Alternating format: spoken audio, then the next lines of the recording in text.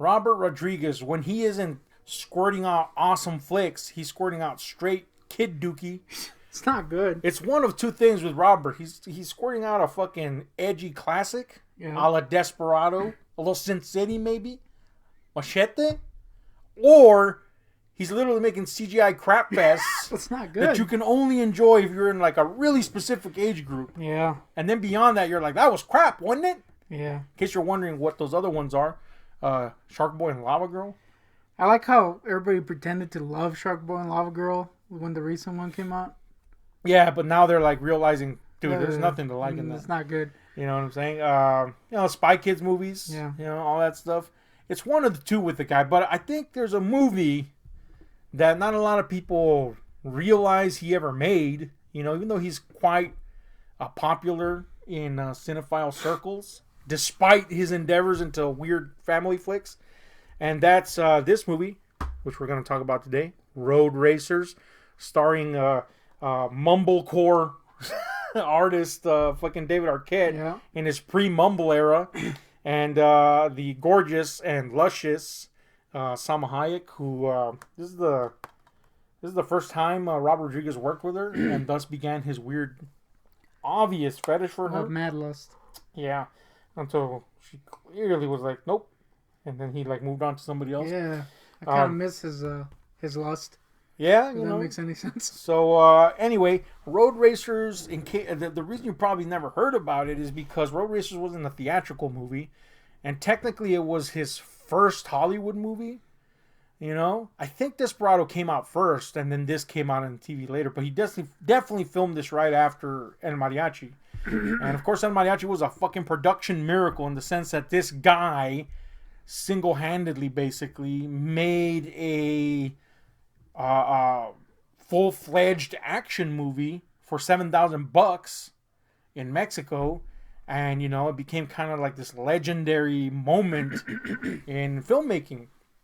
And because of that, Robert Rodriguez's career became a thing, and he's always been known to push the boundary, to be an innovator, sometimes at the sake of quality, but that's kind of admirable, Not when he's doing.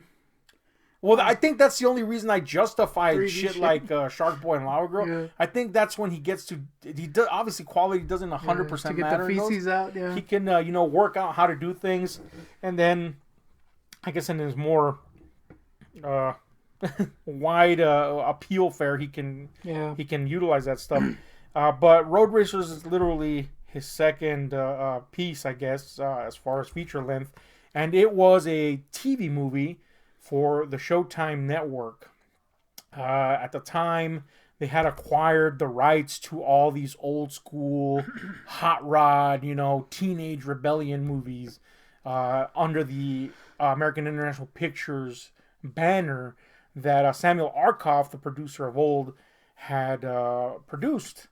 So they had access to all these, and Sam Arkoff's son and Deborah Hill, the famous Deborah Hill, who's produced many of Hollywood's biggest hits, and of course, is renowned for working with John Carpenter and his ilk. But she and Sam Arkoff's sons got together and said, "Hey, let's remake these movies." And the idea is pretty cool, and I'm kind of loath that I've not seen some of the other ones because they got some pretty big names, some big directors to come on board.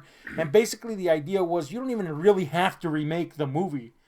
Here's the title and make a movie in the vein of these old school movies and see where it goes. Do what you want. They had creative liberty.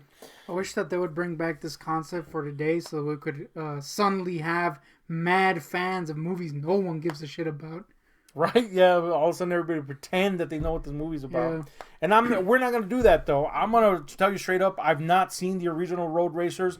I'm pretty sure this doesn't follow the story. Maybe it does, maybe it doesn't, but I'm going to go ahead and say it doesn't, since they literally had to crank this bad boy out in a little bit over a month. And now by that I mean from beginning to end, from pre-production to editing and finishing the film. They literally had 13 days to shoot it, $700,000 budget, and who better to do that than Robert Rodriguez, who can do like incredible things when under such restrictions, you know. And you might, you know, of course, if you know anything about movies, $700,000 is nothing to create something. And apparently, he wasn't even the first choice director; he was a replacement director, so he had even less time. They had to write the script in like 10 days, and then get to shooting, and you know, disaster struck in the form of an earthquake, etc. So that this thing is even watchable is pretty amazing. But does that make an entertaining movie? And is it a cool Rodriguez movie is the question. And we'll get into that.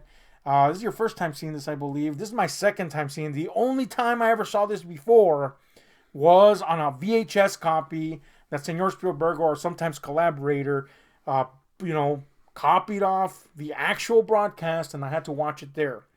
And you know, the Blu-ray came out a few years ago. It's kind of hard to find now, but you can still find good copies of it out there if you want to seek it. Second time I've seen it. I'll be honest with you. The first time I saw it, Matt Hayden. No, I didn't hate, but you know, come on, guy. I had just seen Desperado. Yeah. You know what I'm saying? I was like, you know, that was fun. But I gotta be honest with you. This second go round, I had a lot of fun with this movie.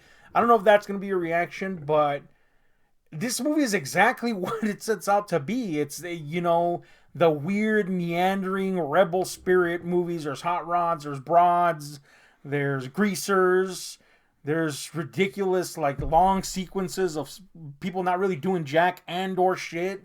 And, you know, it's got that kind of prototypical, archetypical, you know, James Dean-ish lead. It's exactly what these movies were. But it's also got that Robert stank on it in certain ways, especially in the way it's shot and edited. And some of the humor in here is very clearly, you know, that kind of nudge, nudge, wink, wink approach to it.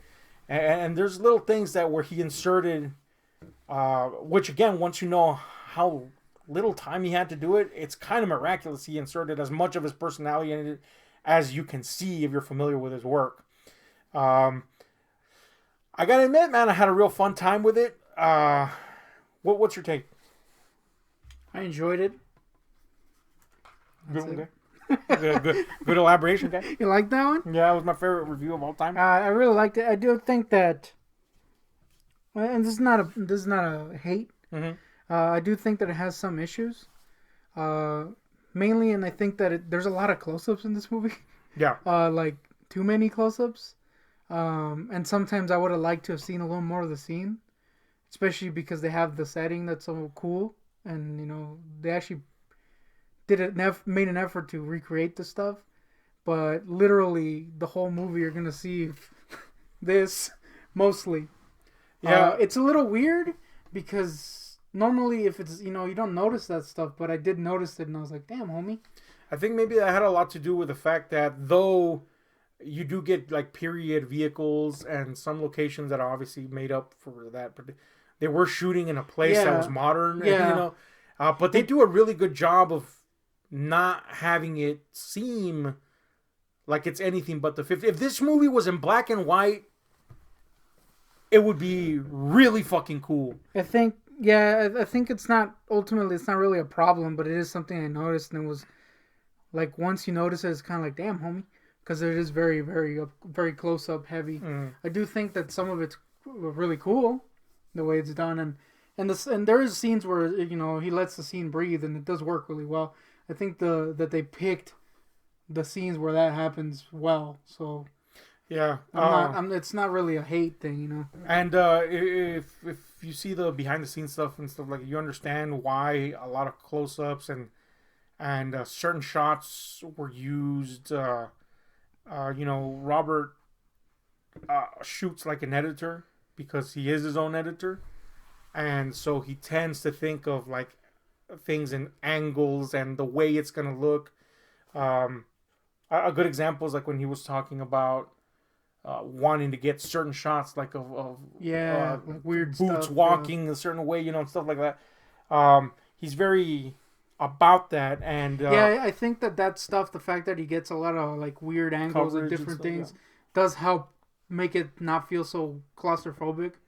Because you do get a lot of close-ups, but at least he tries to make it interesting. Yeah, there's personality behind it, Whereas, if somebody didn't have that, it could just be like, damn, homie. Yeah, like, what is this? What is that? I get it. That's freaking Arquette's face. If I had a criticism, or maybe I have more, I don't know, but if I had to say something stood out, and then I'd turn my nose up at it, so to speak, I would say that it's edited in such a way where you will notice the edits. You know what I'm saying? And that's not necessarily a bad thing, but especially because this movie doesn't feel like a TV movie in terms of, there's a commercial break here and it. Yeah. Except for twice. There's 2 spots in the movie where you're like, that was a commercial break right there. That was a commercial break right there. I mean, there might be others where you notice, but there's 2 where it's like undeniable. There was a commercial break right there and right there. But it's kind of surprising how it still feels like a feature, But it is, I guess you would argue, edited in such a way where you notice it, because sometimes that editing is great, and sometimes you could tell that, they were like on the fly, moving. We got to make this movie. But you know what? I say that, and then I recant it, because those old school movies were shot on the fly, were kind of sloppy at times, in fact, they were way sloppy at times.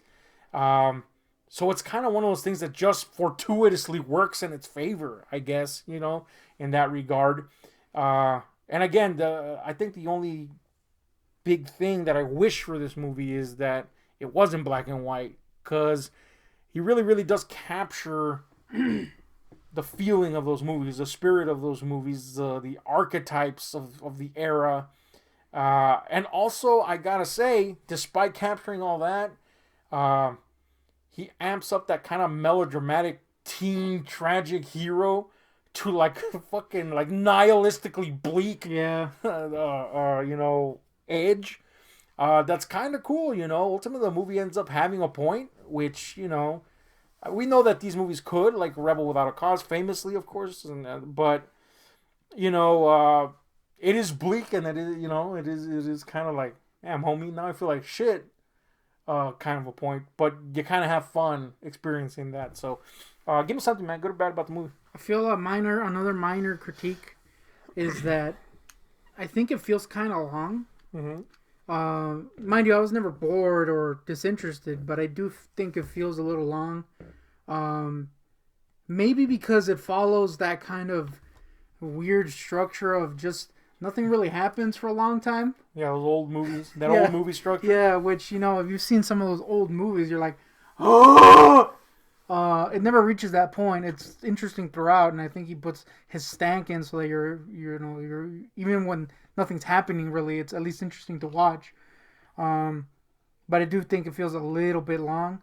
But that's just like, it's a very minor critique. I don't think it's really even a negative. I'm just saying. Yeah, it's kind of like a double-edged sword to say that, where it's a movie where you enjoy it despite it being long. Yeah. Which I think is what you're getting at. Because I could say the same thing. Yeah, it does feel. But I kind of liked being around these characters. Yeah, that's the thing. And it's weird to be entertained by people just kind of poking ass. Yeah, that's what's weird, is that though I do think it's pretty long, I didn't really mind it being long, but it is something that I want to mention, Yeah, especially in terms of like modern movies where they feel like, they could be 2 hours and a half long, and it feels like you just zip through it. Sometimes it feels like, damn, homie, you didn't tell anything, and then you realize you've been gone for 4 hours.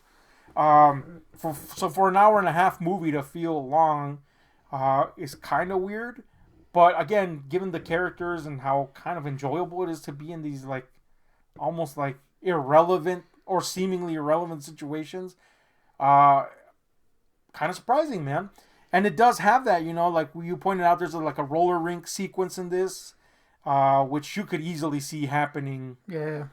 Maybe not as technically sound as back then, but you could easily see happening in one of these old school hot rod movies. You definitely want to be killing yourself the whole time. In the old movie, you'd maybe be like, this is taking way too long, guy. But in this one, it's very entertaining. You know, it's just fun. And yeah, of course, because they are harkening back to this old style, they do use a lot of these tropes. So I guess I gotta give a prop to that, or props to that, not a prop. I gotta give some props to that. That he found a way to use tropes where they're still like, you know, kind of like self-aware of what the trope is, but then introduced a form of, if not originality, a form of personality to those tropes, where you wanted to be around them and see those tropes in action, versus where sometimes you see a trope-heavy movie where you're like, "Yep, that stinks." You know, you'd have to be self-aware to make something like this, and I kind of shudder to see a movie where it wasn't, because then it'd be hella bore. But I think interesting thing watching this hit film, if you will, that actually wasn't a hit. Fit film, yeah, is that there's a lot of Sin City in this visually, even down to like just the way some stuff is shot, you know, like framed. Yeah, it's very Sin City. There's even scenes of Arquette being mad insane driving, and he's driving in the exact same way that, you know, someone in Sin City would be. So it's kind of interesting to see that how the stuff. I mean, I don't know if it was intentional, but the stuff that's in this kind of later on ended up being in Sin City. Yeah, and I guess it kind of harkens to that. You know, again, you can see his personality in it, and some people, especially if they have a very visual style, you can see them repeat certain things until they refine and fine tune them. So, like in Desperado, or actually in El Mariachi, I'm sorry, there's a scene where the mariachi walks into this bar asking for a job, and they kind of, is it Desperado or is it Mariachi? They ridicule. Yeah, it's Desperado, right? No, you'll tell me. It happens in both. So. Oh yeah, that's true. And a guy, you know, whips out a keyboard, and he's basically a one-man band, and it's played out almost cartoonishly. Mad cartoon, you know, we have kind of like a scene like that in this movie. You know, not to that degree, obviously, but you know, we have that idea. Kind of represented in several ways. Like there's a drummer in this band that you kind of see that is like a thread in the movie. Yeah. That plays like a madman. You know, like the just the way he's playing is like you could see that easily. You know, finding root in that particular scene. And of course, the lead of that band himself is kind of like a one-man band. You know, so you see like little inklings of ideas either he expanded upon or refined in other movies. Definitely the Sin City stuff, and you know, and that just goes in hand with being such a visual guy as he is. But it's pretty cool to see that, especially, you know, so far down into his career. Yeah, you could look back at something and go, "Oh, look, you know, he did that only this way in this movie," or what have you. I think pretty cool. I gotta give mad kudos to my boy David Arquette, who plays the no good rapscallion Ratfink in this hit film. Yeah, the miscreant. I recently found out that Ratfink was kind of a term. Yeah, a term people use as for no goods, basically. I just thought it was a cool rodent. So yeah, he plays a Ratfink in this, and he's pretty good. He is. I do think that he's turned up to like a mad 20. You know, he does play that kind of that character, but he's so over the top, and just in the way that he freaking moves and then walks and shit. Yeah, he's like very, that, very over the top. That kind of like again melodramatic, tragic teenage figure that you know Dean made iconic, but yeah, like you say, almost comically turned up to 11, but never deadpan almost. Like. But you could feel the like edge of humor coming out in there, and he's cool, man. He's a cool guy. We love Arquette, period. Yeah. But one, it's cool to hear him like actually speak in a way that's intelligible, and not see him broken to bits. Yeah, it's kind of sad to know what happened later, but it is kind of cool to see him in a different kind of role.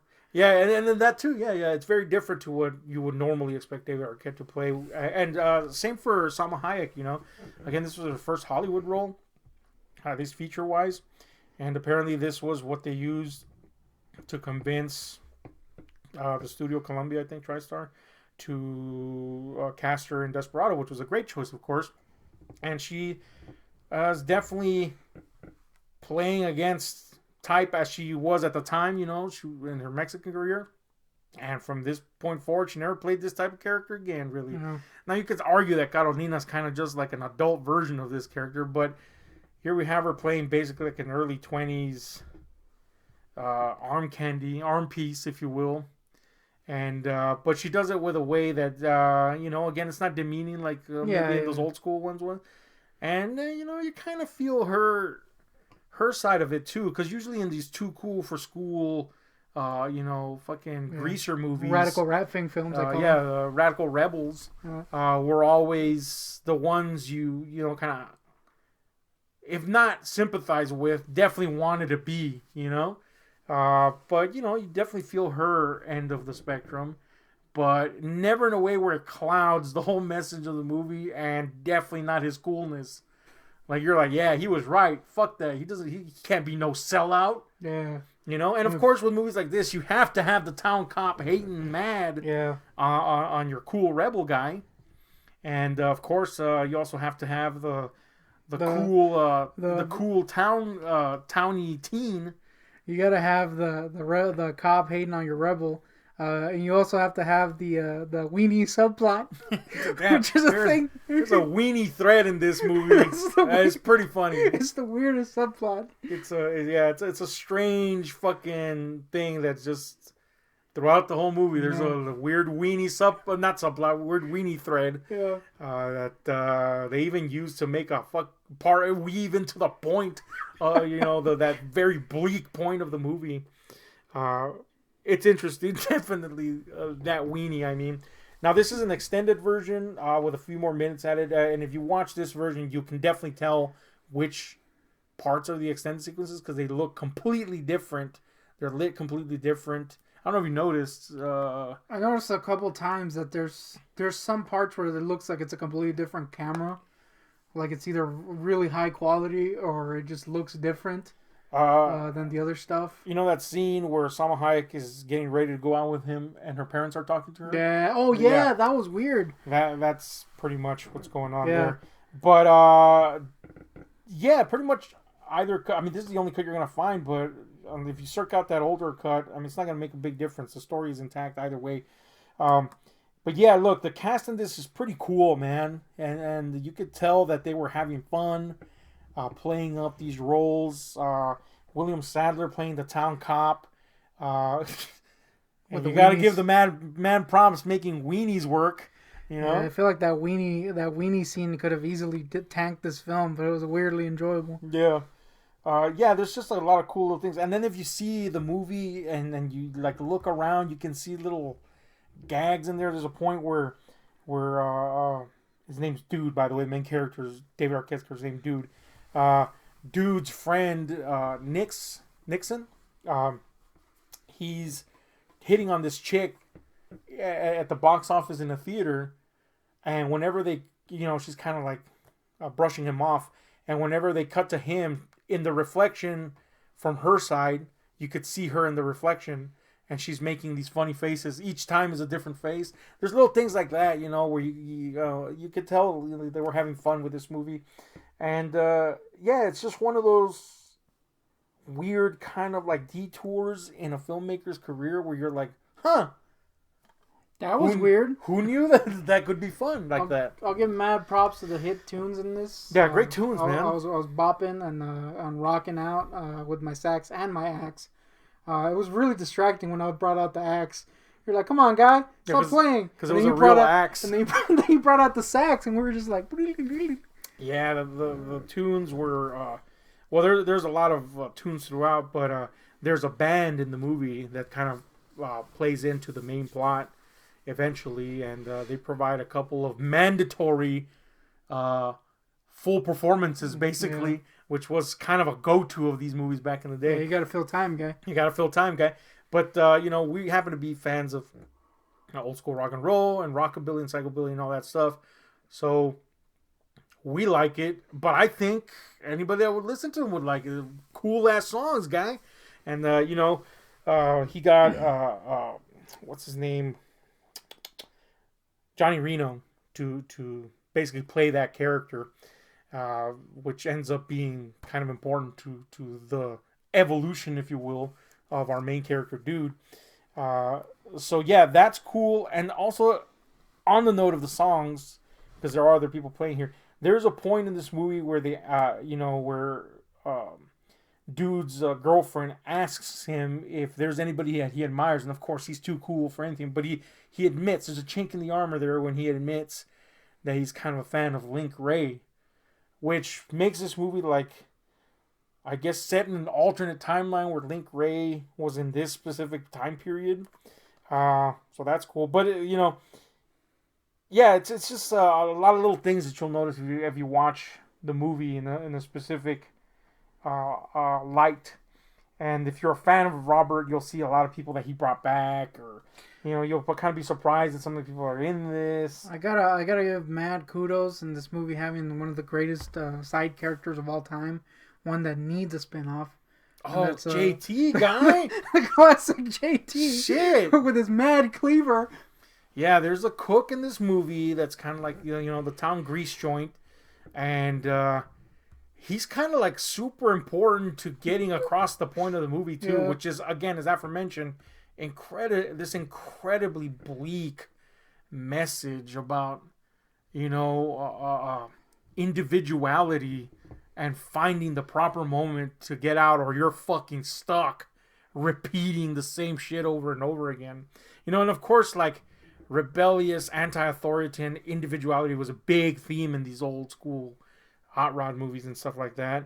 But you usually represented really shallowly, usually. But this one's like, damn, homie, by the end it's like this serious affair somehow. But JT is the vehicle that really cements this, and he's like this doesn't give a shit cook. Yeah.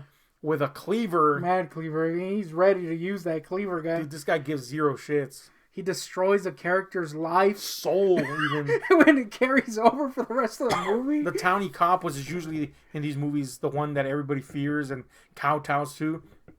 He crushes him with a single sentence. I was like, damn, homie. JT's the man, guy. He's the greatest guy. There's also, this was kind of my favorite thing in the movie, and I don't know if you'll agree, or I don't know, it's probably not your favorite, but maybe you'll agree that it's cool. They found a way to have a thread in this movie that initially sounds like a throwaway thing, like dude's friend is obsessed with Invasion of the Body Snatchers, and he wants him to see it, and that ends up kind of being like the really cool way they highlight the idea of individuality and how stale small town life is and all that stuff in the movie. I thought that was really fucking cool, man. And we even had a fucking cameo from what's his face from the original Invasion. What's his face? Yeah, what's his face?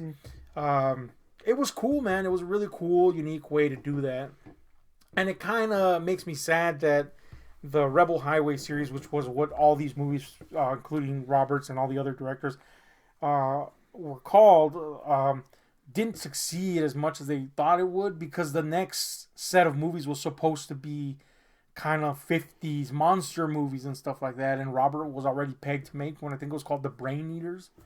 Homie, Fiend Without a Face. And it never got made, but we still have this, and I hope to one day see all the other ones in the series that other people made.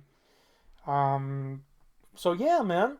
A little kind of like interesting, a gem in the rough, that you kind of don't expect. And it's definitely worth seeking out. I'd say definitely don't watch that freaking new Shark Boy film. Watch this instead. Yeah. It might be good. It might be great, but I'm guy. pretty sure this is a better way to go, guy. You know what I'm saying? Come on. So anyway, any final thoughts and a final score on a scale of 1 to 10? Go! I'll give it a mad Shark Boy and Lava Girl out of Spy Kids. Damn, homie. That's not a good Spy score. Kids way better. Yeah, what the hell? I'll give a mad Spy Kids 2 out of Spy Kids. I enjoyed it. It's really fun. It's it's an interesting look into an early film of our boy Robbie before he was eaten by the Disney machine. Yeah, he's eating back though. Yeah, he's eating, guy. He's gonna feed on that little Yoda boy. Yeah. That's what happened, right? He ate him. That's a story, I think. Yeah. It's a bad story. It's a pretty good show, though. It's just him eating a freaking baby Yoda the whole time. Damn, homie. 100 seasons, dude. It's grow good. Good one. Yeah. Anyway, I'll give it like a mad. I'm gonna give it like a mad 8, guy. I really enjoyed it. I mean, obviously it's very tropey. It's very over the top with some of its characters, but it's a very enjoyable film. Hit film. Film. Yeah. So I'll give it a mad 8. Yeah. Realistically, this movie doesn't actually deserve an 8 in comparison to great flicks. Yeah. I think that's that's an obvious given to anybody. Yeah. But I'm gonna give it a mad 8 too because it is fucking fun, guy. Especially if you're a Robert fan. Fun guy. You could see a lot of his personality in it, and it's just such an oddity in his filmography. It's kind of like that weird thing that you just happen to like, even though you didn't expect it to work. And it is just mad fun to see Arquette play it up like this. It's really fun to see everybody play it up like this. I think some of the characters, and we didn't mention everybody, but I did say in general the actors are really fun here. But the ones that play like his adversaries, they're cool, man. They're cool goons, man. They're giving off goonish vibes, and I like it. Interesting fact: the main bully, who I was bothering me the whole time because I could have sworn I've seen him somewhere else. Main goon? Didn't, by the way. But interestingly enough, he ended up being in the Scream series, and we all know that Scream killed David Arquette's career. Damn homie. So that's interesting. Or David. And by Scream series, I mean the show. And by Scream series, and by Scream killing David Arquette's career, we actually mean drugs. That's a good point. It's a bleak world, guys. It's not good. But anyway, real fun time. Definitely worth checking out if you're a Rodriguez fan, and just in general a fan of weird stuff that directors sometimes do. And I do recommend checking out the 10-minute film school, which is alone a reason sometimes people buy Rodriguez movies. Like, that's the reason I had the Spy Kids 1 and 2 movies. Other than you apparently love them. I did used to like them, guy. I don't hate them. I'm just saying. That's the reason I had them. But I haven't seen them since they came out, so they might. And we got to revisit them. They're gonna lick. But I do recommend seeing the 10-minute film school. It gives you a lot of background into what's going on, and it has a commentary which I haven't seen yet, but I'm very excited because Robert always provides entertaining commentaries, and just in general, commentaries are rare nowadays. So that's cool, man. Roadracers, check it out. Let us know what you think about it. Hit like, share, subscribe, and the notification button. I guess we're out.